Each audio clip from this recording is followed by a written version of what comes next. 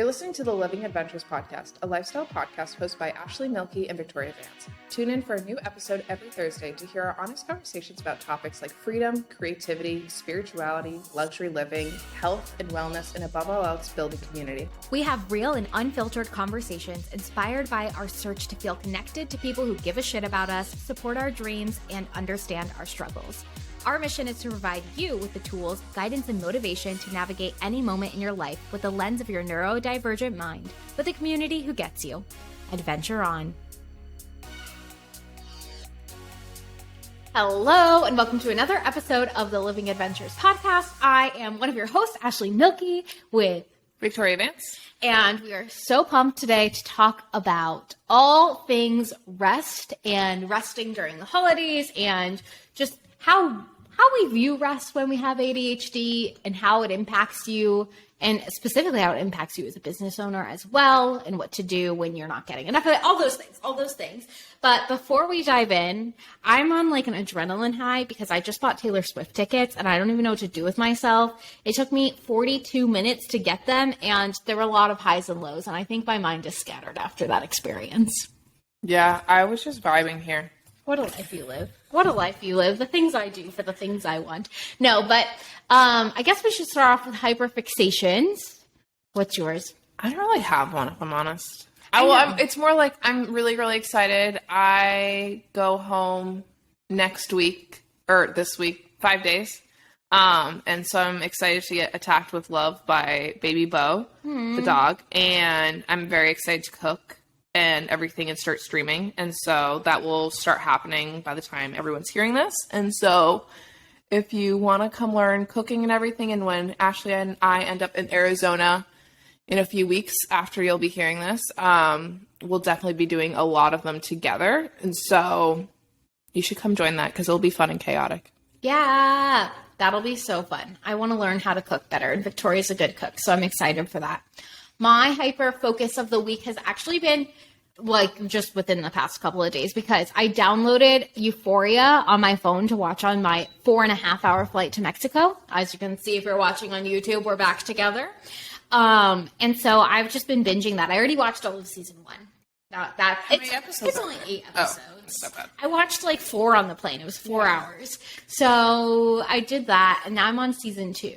And there's 3 seasons, so I got so much to watch. I plan on that as my activity of the week, is going to be watching all of that. That's going to be done by the time, like, Ohio. Oh, by the time I go to Ohio for Thanksgiving, I'm going to have to download a different thing to watch. That's going to be knocked out of there. If anybody has any good TV recommendations, like, please send them, because I'm bored. So true. What is there to watch? Besides White Lotus is out now. That one's good. Nothing is intriguing me. Yeah. After the House of the Dragon ended, I lost all hope until White Lotus came out, and now I'm still like, but that's only once a week. And I was watching The Handmaid's Tale, and like now that's done too. So I used to have like little things to look forward to, like Sunday nights and Wednesday nights, and now I'm like, what do I do with all this time? You know? I have no idea. No, I don't know either, but that's okay. Well, I guess that's it on hyperfixations. That's pretty lackluster, but no, it's fine. That sometimes there's not always things to do. There's not always one thing to do. And we don't, I feel like personally, I don't have that many right now because of kind of what I've been focusing on, which is stuff we're talking about today. And so that like plays a big part in that. And so yeah, it's okay. Yeah. Okay, so I guess we'll dive into today's topic. Yeah, you wanted to introduce this. So this is how this topic came up. I have already been seeing so many posts about business owners who are like, I'm planning on taking the last 2 weeks of December off from work. How do I prepare my business for it? And there's so much advice and so much bad advice. And a lot of the advice is like, oh, well, plan 20 posts in advance and get them scheduled and do this to plan ahead. And I'm like, taking 2 weeks off from work doesn't mean that you should cram those 2 weeks of work into the first half of December. I'm like, that is a horrible idea. But I think that's a lot like how a lot of business owners look at vacation. If they want to go on vacation, they need to do all their work in those short time periods that they have before they leave. And that is horrible. But I mean, people do that in 9 to 5s too, right? You just do more work so you can take time off, but you should be allowed to do normal amounts of work, still take time off and vibe. And so that me and Victoria have already been thinking a lot about rest and how that impacts our business. But that got me thinking specifically about how, like, if you're listening to this now, it's already December and you're probably already thinking about how you're tackling the month. And so there's a lot to be said about how to actually rest and not overwork yourself. Yeah. And, you know, like with how it shows up in businesses is like, that's kind of like a learned behavior in many job cultures and hustle culture of like having to get every single thing done still, like even if you want to take a break. And something when you do own your own business is you're unlearning a lot of those tactics. And so this is another one that you have to unlearn. And I think we kind of forget where that came from. And it's something we have been heavily tackling in our lives lately and has been incredibly beneficial and has come up in like many ways. And we also want to talk about, at least I do, of how to implement rest more often. So it's not just like a feeling of needing a constant vacation or needing a break because you just kind of get them. And that for me really started when Ashley was coming back to Mexico and she was talking to friends at the dog park and they're like, why didn't you just go on like a vacation? Why do you keep like going on workations and everything?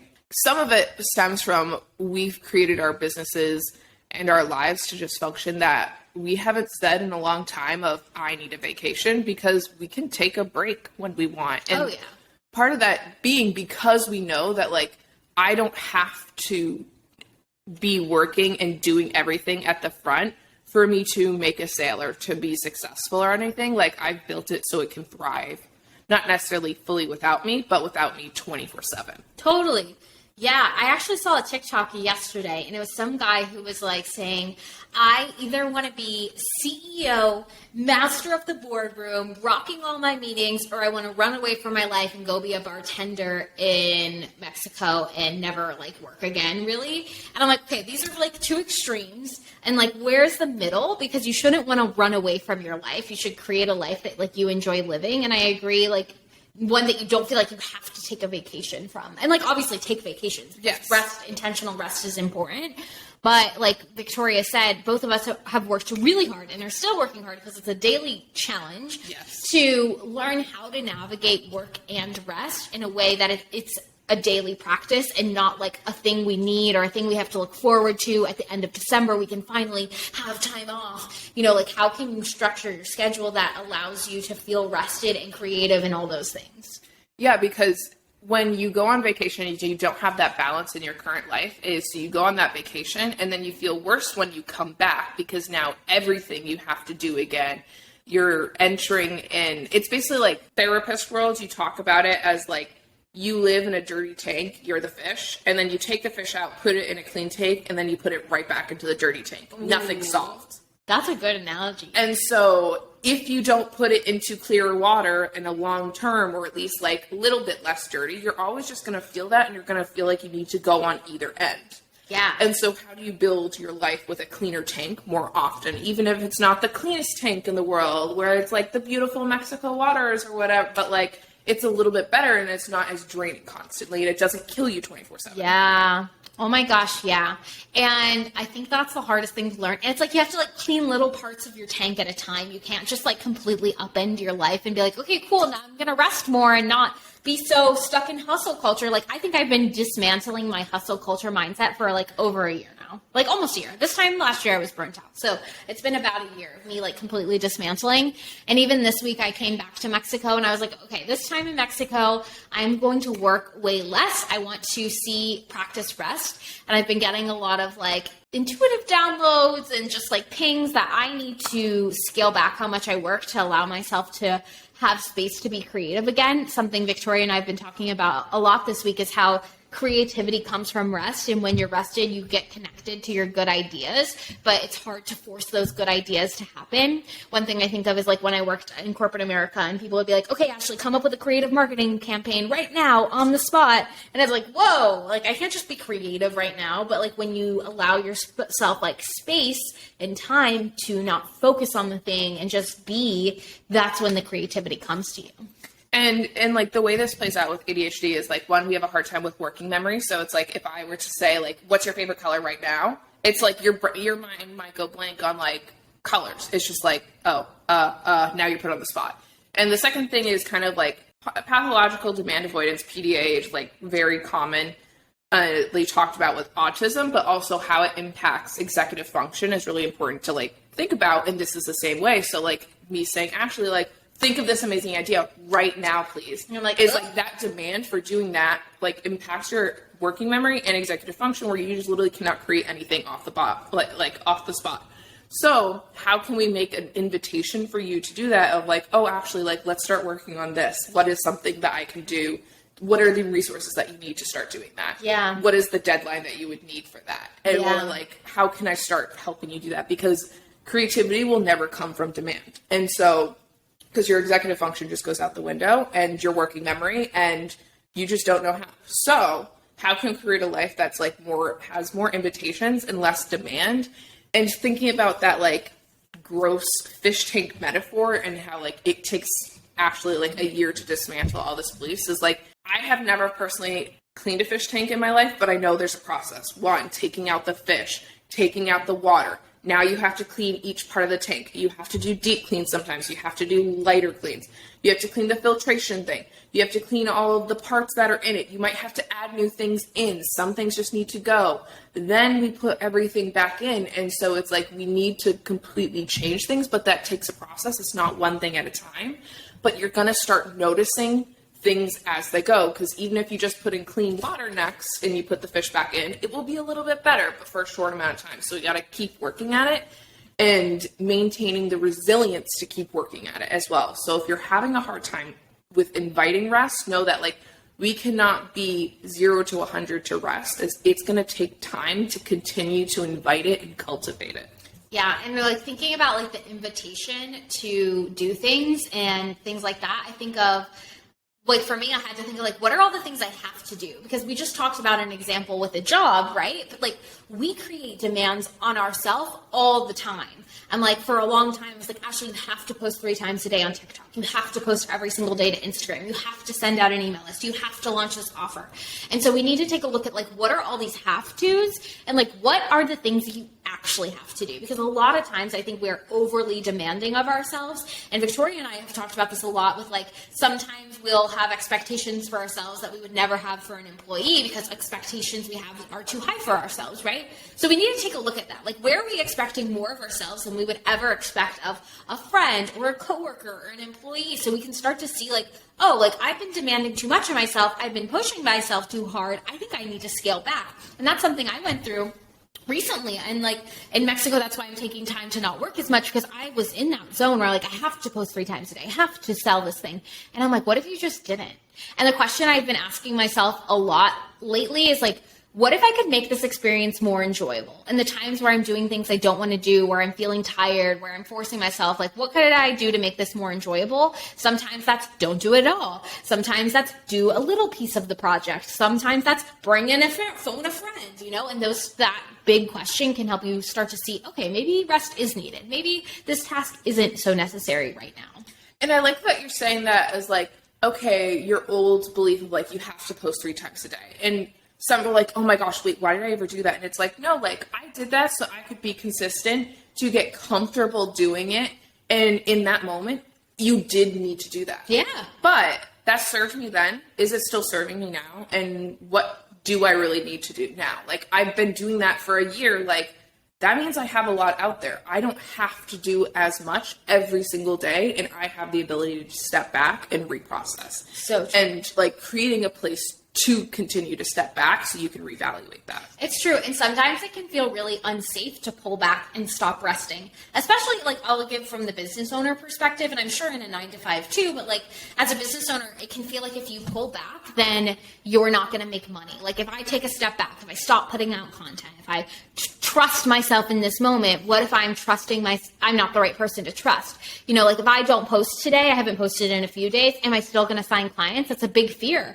And I think you have to learn, like, what does safety mean for you in the moment? I had to learn how to get safe in the income that I have and know that I'm actually safe, like projecting my numbers, seeing what money is already coming in, things like that. But also trusting that if I follow my intuition and my intuition is telling me to rest and not post, that's the right answer. And then you'll start to get evidence that your intuition was right. For example, like, I have people who I sent, invoices out to that I needed to follow up on, but I was like yesterday, I'm like, oh, I'm not going to follow up with them because I'm resting right now. And they got back to me and I'm like, okay, thank you. I see I am on the right path, Yeah. And I think it's like learning that it's okay to take a little bit extra time, which can be really hard for us because we're like, everything feels like such a high priority to us.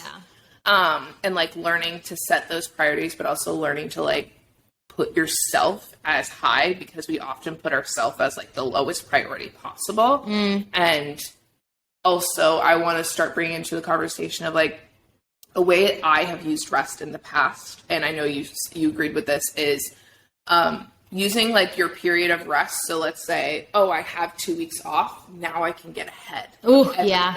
And that's a really toxic place I led myself into and never actually getting any rest because I was like, oh, everyone's taking time off. Let me get ahead. Yeah. And I was just like, oh, let me do all of the portfolio things. Let me get all of this done. And so that when I'm back, I'm like fully back and ready to go and everything. And I can focus on that. But like, then I never took time off. Yeah. And so I was just constantly on like the burnout wagon going and going and going. And what's crazy about that, like that applies to like vacation, right? You get ahead on your vacation, but that is also happening in day-to-day life with so many people, so many of my clients. You create a to-do list for the day, right? With your like, hopefully 3 things that you want to get done. And you get the 3 things done. And let's say you get them done at 12 and you're like, okay, well, I have more time in the day. Let me just do tomorrow's to-do list, like you said, so I can get ahead. And you're never actually enjoying the moment or your day or even rewarding yourself for doing an awesome job of getting done exactly what you needed to get done. And if you're struggling with like planning out what you need to get done and stuff, listen to next week's episode because it'll be on goal setting. But you have to allow yourself to like say that was enough. One of the things I always do with my clients is creating a good, better, best to-do list. I guess I should talk about that next week, but we'll talk about it now since I already said it, where it's like, what is good enough for today? If I did these 2 things, that's good enough. What is better if I did these 2 extra things? That's even better. And then best case scenario, if I could crush all of these topics, what would that be for the day? And doing your to-do list like that allows you to look at, okay, maybe I only got to these 2 things, but I'm feeling really tired. That's enough. And you need to have that that's enough point so you can allow yourself to have fun and rest and do things that are like hobbies or just feel good to you, And it's also like understanding why rest is so important. And so I have a lot of clients who, when they first come to me, they feel like everything is so hard. It feels like to do any small task, any little thing in their life, it feels like they are moving a boulder up and into like Mount Everest. It is exhausting to them. And we slowly integrate rest into their lives against their will in some ways, but not understanding that. Yeah. And as they slowly do that and allow themselves to take small breaks, they're like, oh my gosh, I can take a break and I can get back on task and I can get it all done and I got it done faster. And they learn that they can take small breaks that are actual breaks because yes, scrolling on your phone is acceptable sometimes, okay? But also not all the time because it's not a break. But sometimes it is a break. Yeah. And so understanding the difference of when it is a break and when it is draining you, if you have 10 minutes and you're really feeling tired and then scrolling through your phone makes you even more tired, that's not the break that you needed, okay? Mm-hmm. And understanding that for yourself, it's a fine line that we all have to learn and there's cues. But knowing that you can take those breaks, you can get back on topic, you can get back on task, and you can get everything done. And understanding, like, not to use it in a bad sense of productivity. I'll be more productive if I rest and everything. But knowing, like, I can rest, it's okay, and I will be able to get back on task because my brain will be rested, I'll be in a better place, and I can do that. And when they're finishing, they're working with me after 3 months, they'll be like, oh, hey, wow, I can get back on task. I am allowed to take breaks. Everything is not as urgent as it once was. I can set priorities. I don't have to do every single thing in the same day. Yeah. And I don't have to create a month's worth of to-do list in one day and get that done and then be like, what am I doing all month? Yeah. I have a question. What do you know in your human design what your not self theme is? Like, for example, when I'm not in alignment or not being myself according to human design, I'm a projector. My not self theme is bitterness. Oh, mine's anger. Anger. Okay. Because I was thinking about this and like, what are signs that I need to rest? For me, the minute I'm getting bitter or salty about things I'm seeing, I know it's time for me to take a break. Like if I am scrolling on the internet and I see people who are succeeding, I'm like, oh, this is so gross, whatever. Lately, I've been seeing people selling stuff and like giving tips for business advice. And I'm like, oh, I hate that. Why are they giving business advice? That's so gross. And I get really bitter about it. And I'm like, girl, because you're not in the area of your life to be selling stuff right now. You need to take a break. And so, yeah, I know you're laughing because we've already talked. Well, you can go ahead. But yeah, so that human design can be helpful for figuring out signs it's time for a break. But you tell about it, your experience. Ashley pointed out my last time in Mexico before I knew my not self theme or whatever it's called is when I'm scrolling on TikTok late at night, I'll just start screaming at my phone. Literally yelling. I was so alarmed the first time it happened. I'm like, oh, but this is a pattern. I didn't even notice it. Sometimes you need somebody else to point out your pattern. Yeah. And she was like, maybe you should like get off. Maybe you're just done for the day. And I was like, you're right. So now every time I yell at my phone, that's cute. But now I've actually, in the past like month since you've been gone, I don't yell at my phone nearly as much. Good job. Because I noticed it. And I noticed what starts causing it before it gets there. And so also getting some people off my algorithm was very helpful as well. But mine is anger. And it's like, I just start screaming and I'm like, no, you're wrong. Are you freaking kidding me? That's a stupid ass thing to say. And I'm like, oh, hey, guess what? It's time. It's time to be off. It's time to go. Yeah. And I screamed at my phone yesterday or 2 days ago when I was in the bathroom. I was like, nope, it's time to get off your phone, Victoria. And I just threw it against the couch and I just went and took a shower. Yeah, it's so funny. And so like if you can go look up your human design, you literally Google human design and then like you can figure that out. They have like these not self themes. And it's so true. If I'm feeling bitter about anything, it could be from my phone or it could just be like as I'm working, if I'm feeling resistant to working in any way, I'm like, oh, it's because I need rest. It's because my brain isn't in it. It's because I don't want to be doing this right now. What if I gave myself space to do the thing I actually wanted to do and ask myself? And I think it's cool that you like talked about your clients about how they learned that they can rest.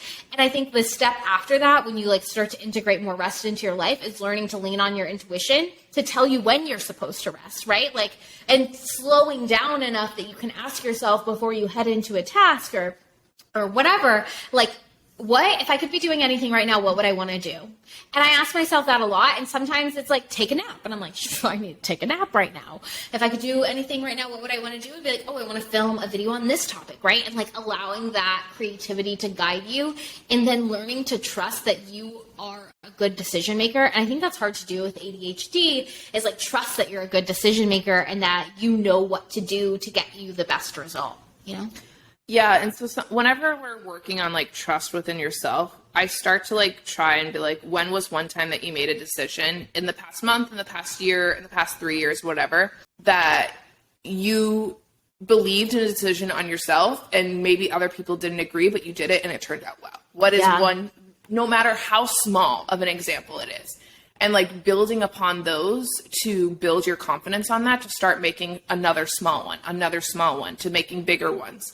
Yeah. And it's the same thing with rest. And it's like understanding that rest doesn't also just have to be sleeping. There's a lot of different types of rest. There's 7 types of rest if you saw that one Twitter thread. Have you seen that?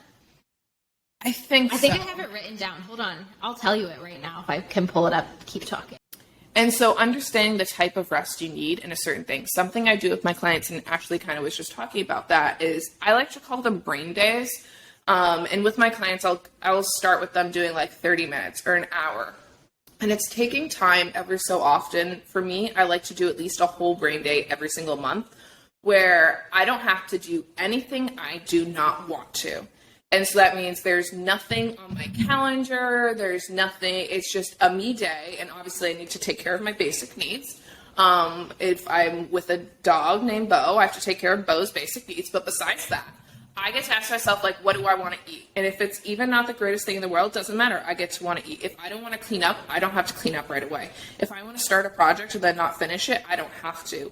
And asking myself, like, every, like, 30 minutes to an hour of, like, do I want to continue doing this? And if no, I'm allowed to get up and leave. And, like, giving myself a place for my brain to make those decisions in that really small way can also learn to help you trust your intuition, as well as build confidence with rest. And it's a good thing because, like, with ADHD, we are not meant to finish everything, but we're meant to finish some things. And you'll learn that in those times. Oh, that's so true. Yeah, some things are not meant to be finished. That's a cool thing to, like, practice with, especially with all or nothing mindset. But, okay, I found the 7 types of rest. So I'm going to go through them, and then we can give examples of how we do that kind of rest. Okay, so the first one is physical rest, which is, like, really easy. Like, you need sleep. So I'll take naps in the middle of the day.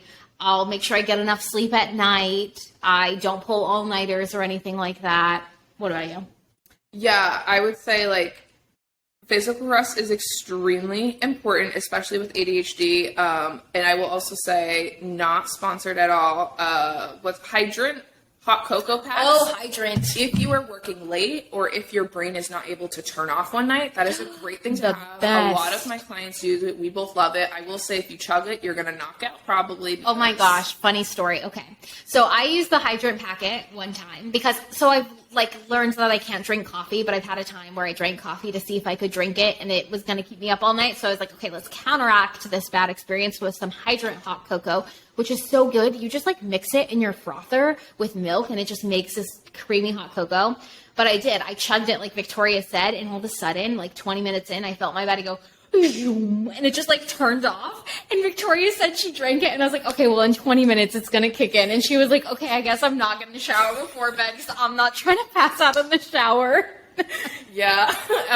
And so I didn't pass out because I did not go. I mean, I did pass out, but I didn't shower, and it really didn't hit like in 20 or 30 minutes. Yeah, it was good. And so if you're like working late or those days that you just really are having a hard time like turning off your brain, that's a great like alternative to just get yourself to sleep, because you're gonna be overthinking more. You're just gonna be more anxious if you're not sleeping, and you're just gonna spiral a lot more. So that's like the first thing to start working on. Yeah. Okay. So then the next kind of rest is mental rest. So this is like time where you don't need to be solving any problems. And I think I guess like hiking, we are solving problems, but I think like things like journaling, meditating, the activities that don't require you to think, playing with Max, going on walks, reading. Yeah. Things where you can just kind of like, your brain is vibing. For me, okay, yes, in that it's saying like no mental work.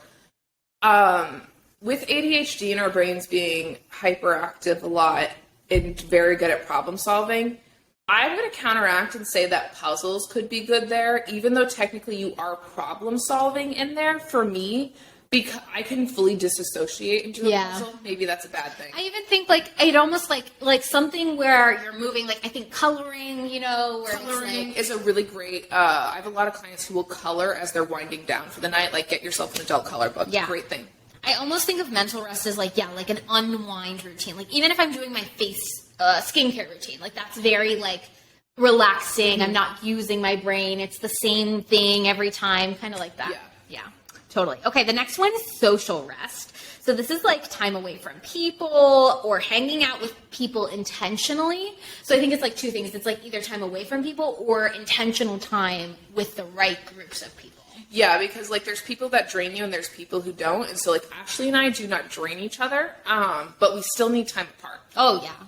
Yeah. And so knowing that we can come together and we can have great time together, and I'm not necessarily like after hanging out with Ashley, I'm like, oh my God. Thank God I'm alone. Like, thank God, finally alone. I'm like, okay, like now time to quiet my brain, time to have me time. Yeah, totally. Yeah, and I think like even when I quit my 9 to 5, I noticed like how much more rested I felt after pulling myself out of like a toxic environment that like had a lot of high demands in a lot of social situations. So it's nice to have that time to just be like, well, all the time in the world because I work home alone, but you know. Yeah, I have like no social demands anymore, and honestly, I'm just gonna say. Yeah, and like I love it. I think the other part is like only saying yes to social things that you really want to go to, because social things can be so draining if it's not the right place. I have cultivated my life so deeply in friendship wise that like if I don't keep anybody in my life that I do not want, so if anybody's in my life that is listening to this, congrats, you have won an award. But a lot of my friends, like, they keep up with me online, which has actually been a really beneficial thing for me, that I don't have to, like, I don't have to keep up with anybody. Keep up with everyone, because they're like, oh, I see you're okay, I see you're fine, and, like, they don't have to, like, text me to make sure I'm fine. Like, they still do and everything, but it's stopped that demand for myself. Nice. That makes sense. Okay, the next one after that is spiritual rest, which doesn't have to be like technically spiritual. It just means that you feel a part of something bigger. Like, and so I think if you don't want to view it as spiritual, you can view it as community or like, going, like, volunteering type of thing. Yeah, I think it's just like something more than just for you. Yeah, feeling a part, connected to a bigger purpose than just the purpose of yourself. So, like, even, like, I think I have my Made for Everything group, or even your body dubbing. Like, people come to those groups and, like, yes, they're there to serve themselves, but they're actually helping people within those communities that we've created. So, like, that could be their spiritual rest, because they're contributing to other people, helping other people grow and foster their own lives and things like that. Okay, the next one is sensory rest. So this is like time away from stimulation, basically. Yes. I love this. This is important for ADHD. And I also want to say, in sensory rest, I think people get this wrong, that they think they need to remove all areas. You do not have to. And so whenever I say, like, oh, you need to take time and process, you need to take time, rest, you need to take time in, like, a peaceful place, is that, like, I don't want no sound, like, I need something. And I'm like, okay, let's, like, if it's like you need to be consuming something, we need to work on that and talk about that. But a lot of times, like, especially if I'm having a sensory overload, I will say this again, there is a thing on the Calm app, there is a song called Sensory Alignment. It is made by a person with ADHD. It's Peter something, I forget his name, he's a composer. And it's about his journey with ADHD and what it feels like in composing a piano piece.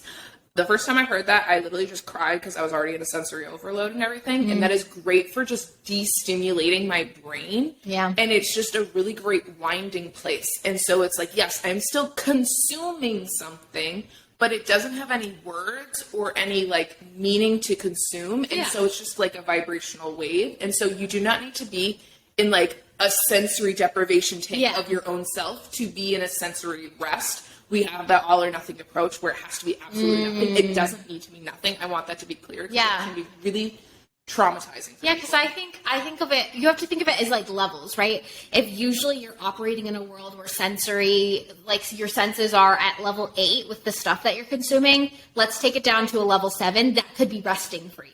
And I even think of myself, like, something that really changed my days, and I notice now, is every day at 12, I go on a walk with Max, and I notice that if I push that walk back, and I'm, like, on my phone, or I'm working, or I'm consuming, like, all of a sudden in the middle of the day, I'll have, like, the worst headache, and my eyes will hurt really bad. And sometimes I'm like, why am I so irritable right now? Like, what's wrong with me? And it's like, oh, I needed that sensory rest time. I needed to step away from all of the screens and go on a walk and have, like, when you're walking, your senses are still activated, but it's like going from that level 10 to that level 4, you know? Yeah. And so it's like understanding, if you're at a level where you need to consume constantly, is like, okay, what is a level of consumption that we can, like, make it lower so it's not new consumption and it's old. So, like, that's kind of like watching a safety TV show or whatever. Yeah. And so that you can slowly get more comfortable with that. Because, like, I was not comfortable. Now I will say I am very comfortable sitting in silence. Like, we've been going to a pool every day. Like, sometimes I do sit there with, like, music playing, but sometimes I'll literally just sit there with headphones in to feel and, like, kind of have a cue for people not to talk to me. But a lot of times nothing will be playing and I will be sitting in silence. But that is because I've cultivated and worked on that for years. And I don't ever go, if I'm in a really anxious bout, I do not go right into, like, alone quiet times, because my brain will spiral. I still have that. I understand that about myself. I don't know if I'll ever be able to do that alone. But I have, like, guided meditation or music that I will always go to right away. And that will help bring me down. And understanding I can't go 100 to 0. Yeah. I might be able to go 100 to 50. And that 50 is the best I can do then. Nice. That makes sense. Okay. The next one is emotional rest, which is like, you don't have to put on a show. You can just, like, be yourself, or even, like, you know, just emotional de-escalation, right? If you're in those high states, like you were just talking about, like, knowing that you have those guided meditations to lean on to bring you back down to a more calmer state. But I also think emotional rest is, like, I don't know, like sometimes it can feel like you have to be on, especially I think with ADHD. Yeah, and it's taking off the mask. Yeah, it's taking off the mask. Like you need that time to actually be yourself. Be a hermit. Be whoever the heck you want to be during that time. And it's like, during that time, it's also interesting to explore like how you are in that and how you can implement that more often in the world. Yeah. And so that how you don't have to have as much time to work on like take for that emotional rest. And, right. Like, how I could just be that person. Yeah. More often. Right. Yeah, I feel that way a lot. Like, I feel like when I first started showing up on social media for my business, because I came from such a professional setting, I was like, I need to be on all the time. Like, I was at work. I need to be super professional. I'd like, people can't know that I'm silly or weird or goofy because they won't respect me. And like, slowly as I've gotten more comfortable and I'm like, no, I'm going to be a successful business owner no matter what I do, I'm going to be weird, silly, goofy. And something I think of is like, take all the personality traits that you have and imagine if instead of feeling shame around them or people judged you for them, every time you walked in the room, they were like, oh yeah, that's just Ashley. Ashley's silly, goofy, weird, and she's super successful and everybody respects her, even though she loves playing Sims. Or, you know, like be that, like even though you have these qualities that you can't shove into a box, it's like, yeah, that's just how they are. They flow with the wind and we love that about them. Yeah, and it's like, for me, like, day one, I started showing up on social media in a sweatshirt. Like, yeah. I don't care. Like, I'm going to wear whatever the heck I want. I'm going to do whatever I want because it's like, why should I have to behave a certain way? And that's also because, like, I do come from a design field, which is a lot less professional, I guess. I was working at a university. That's real professional. And so, in design, like, you basically show up in, like, jeans and a t-shirt. You could wear a sweatshirt to the office, as long as it's not, like, a hoodie. You could wear, like, a crew neck sweatshirt to the office if you really want to, as long as it doesn't have stains or anything. And so I was like, well, I already did this in my, like, so why can't I do this now? Because, like, I'm designing my own life. I'm designing my own business. Like, I can do whatever I want. I'll show up on a fucking stage speaking to 100,000 people. I'll show up in a sweatshirt. I don't give a shit. I love it. As long as it doesn't have stains on it, as long as I'm comfortable, because my comfort comes before yours. Yeah. Yeah, and my message is the same no matter what I'm wearing. My values are the same, even if I'm a little bit weird. If you think I'm weird, or if you think I'm silly, or too bubbly, or whatever, like. And it's like, if you think it's disrespectful for me to be comfortable, I want you to sit with that. That's not for me. That's your trigger of the day, and you can take that through to be magnetic yourself. Because it's truly about like putting yourself first. And so it's like my emotional needs might be like, I need to be comfortable in this sweatshirt today, or I cannot go out into the world. So I'm going to put my comfort before yours. Yeah, totally. Okay, I love the last one. It ends on like the exact note of initially what we've been talking about all week, why we've been talking about rest ourselves outside of the podcast. The last type of rest that you have to get of the 7 types of rest is creative rest. Ooh. Which means time away from creation, time away from using your brain. You know what? I think also like this could be looked at because like some of these things are things you need rest from and rest of. Like you do need times to be creative, and being creative can be restful, but creativity comes from rest.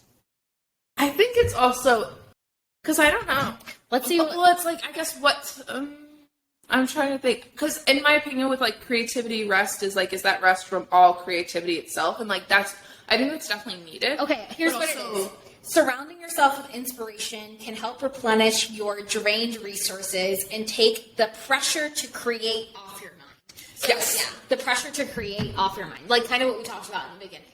And like finding sources. So it's like for you, creativity in your business can come from Sims. Yes. Right? And so it's like something that's talked about heavily in design is make sure you never stop living a life, because your life inspires your thing. And that's also talked about like heavily in like the film world and everything, and writing and making characters is like you need to go out and have dinner and everything. And so that's why like pandemic was really hard for that, because then people stopped living. And so like how can they recreate that? Yeah. Because that's where a lot of inspiration comes from. And so for like design, that's important. So it's like, yeah, maybe like, though it doesn't look like to you, but me playing video games and having things going on in the back of my mind and like creating a world inside of whatever video game I want, that can be a creative influence and energy source for me because I am cultivating a world and a dream place, everything I want. I have complete control over that. And it sparks ideas. Spark ideas, and I can implement the control that I can't in the real world. Yeah. Even, I mean, video games, yeah, but even consuming like movies or TV shows, I cannot tell you how many parallels and comparisons I draw from random characters in TV shows to business and my life all the time. And that sparks creativity for me. And so like those things that I feel like we were once shamed for as kids, watching TV, playing video games, like those are great sources of inspiration and actually a huge part of rest that you need. That doesn't mean you have to play video games or watch TV. You can go on a walk or like journal or like go hang out with friends, whatever that is. But something that doesn't have any type of demand for you to be creative helps spark creativity back into your life. Another example, I literally signed a client when I did this. So in May, Ashley and I went out for a drink, and it was called like, what was it, like jeans? Blue jean jacket? Blue jeans? Blue jeans? Blue jeans? Blue jeans? It was called something cooler. No, I'm pretty sure it was called blue jeans. I don't know. We went out for this drink at a place where we kind of lived, and it was a drink we both liked. And when we were talking about a lot of different things, but I was like, I could do this better. And so I went home the next day and made it better. And we actually then like drank a version of that because we did a little like barbecue that night. Skinny jeans, but it was better than blue jeans. Skinny jeans. And so that was like our drink for the summer that we never drank again. But 98% sober be like. It was, for me, I was like, oh, here, I can make this better. And so it was like taking a basis and like a foundation and just like amplifying it and giving it the things. And like I talked about it as like, oh, this is what I do for my clients is like, I see you for everything that you are, but I'm going to show you like other ways to amplify you and grow you even more in a way that you don't even understand might be possible for you, and help you just become larger and better in whatever those ways are and everything. And then a client was like, oh my gosh, you're not trying to like change me and force me to be something completely different. And I'm like, no, you can't go from a skinny jeans to like a Cosmo. Like, we don't need to do that. We can just glorify your skinny jeans, and you can be who you are. You are your own drink. And so it's like me being creative of like having a conversation, having a real world conversation, going home, creating it and having fun in a fun place, and then bringing that into work is actively influencing what I do. And so you have to live a life outside of your work and everything. Yeah. That's why it's important. And that's why it's important to like, and how to help relieve burnout. Yeah. I even think of like us this week, like, you know, you had to live that experience to get those ideas. Victoria and I have been working like maybe an hour a day while we're in Mexico this week because it's vacation week. And like so many of our experiences, I know are going to spark future conversations that we have. They're already sparking conversations we're having now, like around creativity and rest. And it's because like we aren't demanding ourselves to be creative so those ideas can come.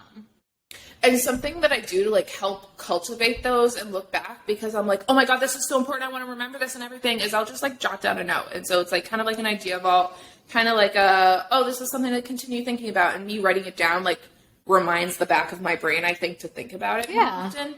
And so it's like, I'm not actively thinking about, but 2 months down the line, something might trigger that and I might know the entire thing what to do. Sometimes I'll film a video, and I've lately been calling this my idea vault, and then I sit on it, and then 4 days later, I'm like, oh, this is how to do it better. This is everything that I need to execute the idea, and this is everything I need to know about that, and then I do that, and it goes great. Oh my gosh, yeah. We've been talking about that, about how like, about when you get creativity ideas, and so like, it's like, there's the pressure to create, but you already have the idea. So there's even more pressure to create, but what do you do if you actually need rest? That's something I've been struggling with, like the idea vault. She's popping. That idea vault is full of ideas, but I haven't had the physical energy or desire to do stuff, and that not self theme comes up. So the idea of filming something, I feel bitter about it. I'm like, oh, I don't want to do that. And I'm like, I don't want to create in that energy, so I need to honor what I need and rest. And I think with ADHD, we have this fear that it's like, well, I have all the energy right now, and I have the creativity spark right now, and so I need to go execute it and everything before I leave it,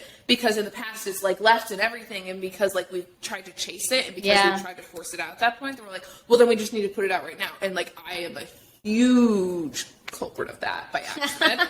And it's something I'm deeply working on right now. And that's why I'm like, okay, I can film my idea. And it doesn't have to be published. And it doesn't have to be published. Maybe it never gets published, that's okay too. Maybe it gets published in 2 years when I refilm it and it's better. Fun fact, the 7 ideas or the 7 types of rest it's if you're on YouTube, it's literally on my notes app. And it was tips on how to do things while burnt out. And I was literally going to use this as a post for selling Burnout Breakup. And then I never used it. And then like, what is this? I wrote this in September. It's now November, 2 months later, and it's getting used. Yep. So like I didn't even think about this until you said something about rest. And I was like, oh yeah, there are 7 types of rest. And so this idea, it's literally a full freaking post that I wrote out, has now become relevant 2 months later. And just like you said, it was in the back of my mind and just waiting for the right spot. And this is like, oh, your intuition is so good because at the right time, your brain will tell you when you need that creative idea. And like oftentimes I'm finding them lately because my coach personally, great. She sends me Dharma talks on YouTube by specific people, which I'm not saying is for everyone. I find them really helpful and they're great for cultivating creativity for me. And they'll be like an hour and a half long. Sometimes I'll just sleep during them and it's a great thing to like fall asleep on YouTube.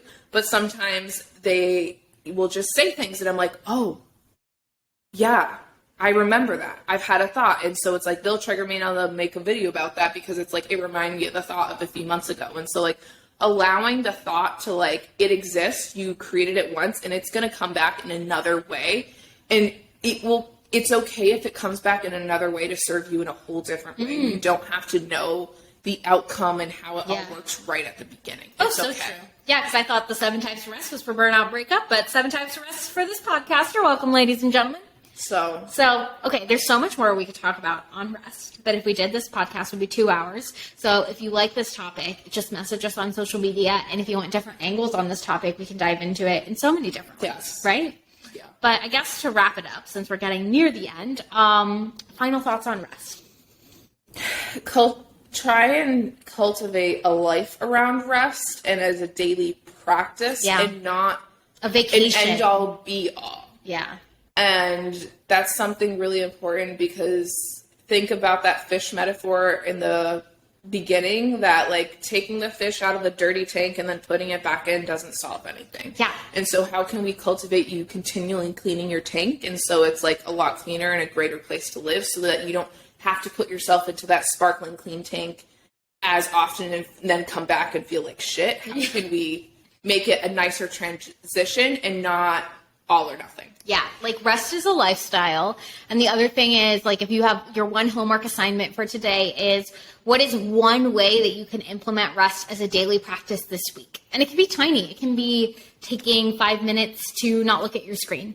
It can be doing something that doesn't force you to be creative. Like, think of those 7 types of rest. Pick one. What is a 10-minute way you can use it this week? It can be, instead of scrolling the news or whatever, which I am I do that. I would do that in the morning, is take your morning coffee or whatever, take your breakfast and just like look outside while you're doing that.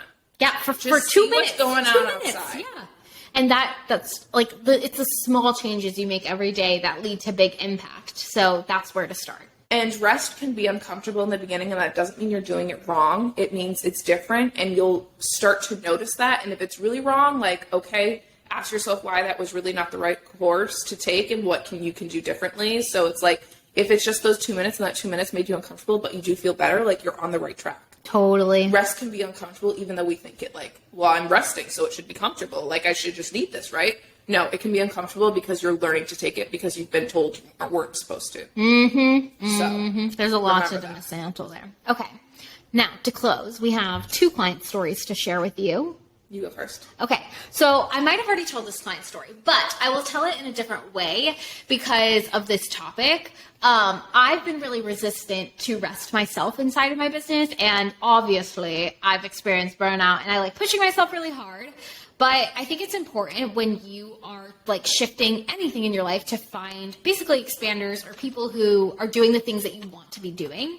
And so a huge expander for me was actually one of my clients who was super burnt out. She actually took 2 months off from business, 2 months off from posting, 2 months off from selling, and just did what was fun for her. She went on retreats. She went to sound baths. She did healing things. She learned how to paddleboard. She went kayaking. She did everything that she thought would be fun so she could reconnect with herself for 2 months. And she still landed clients in that time. She didn't post any new content. She still landed clients. She still made money. I think she worked with 5 new clients in that time, but they didn't start with her until after those 2 months were over. Her account still grew. She got like 1,000 more people in her Facebook group. And she did nothing. And it's like, wow, like someone was truly rewarded for following their intuition that they needed a break. And I think sometimes we can catastrophize taking a break in our mind, even from a regular job, right? You're like, when I come back, I'm going to have 4,000 emails, whatever. It's like, well, what if things just worked out for you? And that's a question I also ask myself. Like, well, what if things just worked out? What would that look like? Best case scenario. What would happen? And like living in that mindset, I like that. It's way more empowering. Yeah.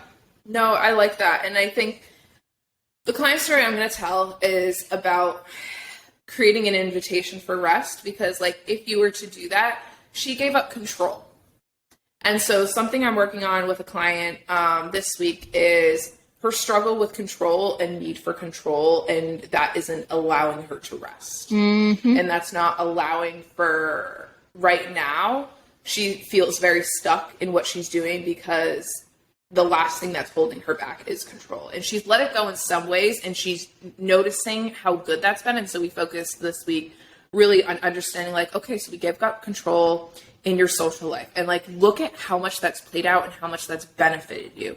And so now we're talking about in other ways how to start doing that for her.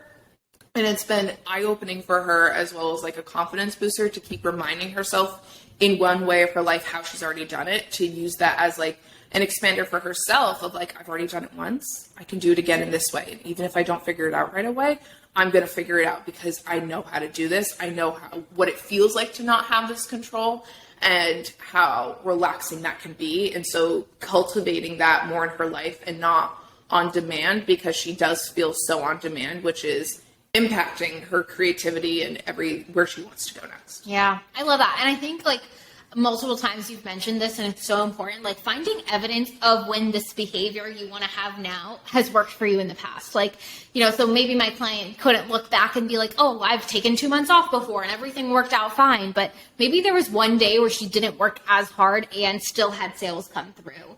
And like your client, maybe there were times in the past where she didn't let it totally go of control, but there were tiny moments where that made sense. And even in my life, I can look at, okay, when was I rewarded for resting? Like what happened after a long weekend when I didn't look at my phone? Oh, I had lots of creativity. I had lots of ideas, and start collecting that bank of evidence. I even remember when I first started my business, I had to make a list of evidence that I was good enough to be a business owner, so I would believe it, and I would look at it and be like, okay, I've done these things, I can do this too, you know. And like that collection of evidence can help you with releasing control, with finding rest, with just like shifting any part of your confidence or life. And it's like, it can be so small, and don't diminish that because it's small. Well, in this big way, I can't do this. As think of that small way as that is hope that you can do this and keep growing in that way. Yeah. And so don't diminish just because something's small doesn't mean it's like bad. We're going to go into that heavily next week with goal setting. Mm-hmm. And we're going to deep dive, and I'm going to journal heavily this week on what being in Mexico for 2 months, mostly alone, has meant and brought, and the goals that I had for coming here. I like it. And how your goals don't need to be as big, and that's not bad. And sometimes you think you have a goal, and then the goal is like, nah, you need this goal instead this week. And that is okay. And we're going to talk about accepting that and losing control over your goals, but gaining a higher sense. And shifting, the meaning of success in goal setting. Okay, that's all next week. So we hope you enjoyed this week's topic. We've enjoyed this week's topic. I hope you like this podcast. I hope you download it. I hope you leave us a review. Please leave us a review. Let us know what you thought. Feel free to message us on social media and let us know what future topics you want us to talk about. We will add it to a list of ideas and get to it as soon as we can. And that's it for us on the Living Adventures podcast. Anything else? No. Bye, everybody.